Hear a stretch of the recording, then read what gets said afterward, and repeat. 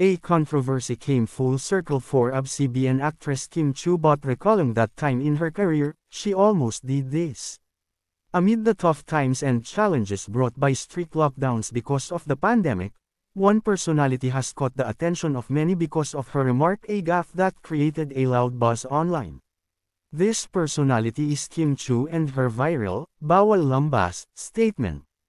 Sa classroom may batas, bawal lumabas, o bawal lumabas. Pero pag sinabi, pag nag-comply ka na bawal na lumabas pero may ginawa ka sa pinagbabawal nila, inayos mo yung law ng classroom nyo at sinumbit mo ulit, ay pwede na pala ikaw lumabas. She received backlash online because of this statement. However, things went full circle for her. This painful experience has become a big blessing for her. From being a viral and controversial blunder, it became a trending song, merchandise for a cause, a series, and has inspired a movie. Kim was deeply affected by this issue, and recently, in an episode of It's Showtime, she was asked about the rock bottom in her career, and this issue was accordingly her rock bottom. Yung bawal lumabas, uuwi na kung Canada talaga.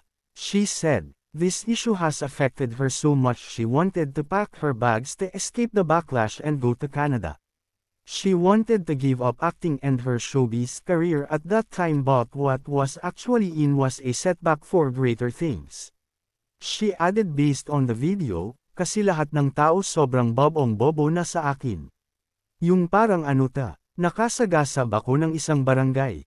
But for Vice Ganda, what happened to her showed that being smart can turn things around from being a misfortune to a blessing.